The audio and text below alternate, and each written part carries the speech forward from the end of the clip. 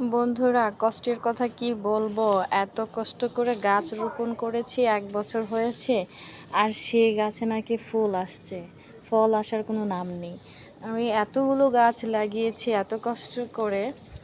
দেখেন প্রত্যেকটা গাছে, এই গাছটা কিন্তু আমি শেষ পর্যন্ত পুরোটা অর্ধেকটা কেটেই দিয়েছি। আবারও যেটা হয়েছে, এখান থেকে যে চারাটা হয়েছে এইটাতেও দেখা যাচ্ছে ফুলই আসছে। এই যে দেখেন প্রত্যেকটা গাছে।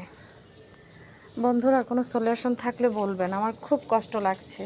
আমি এই গাছগুলো কিন্তু খুব কষ্ট করে রোপণ করেছি, প্রতিটি গাছে এরকম হয়েছে।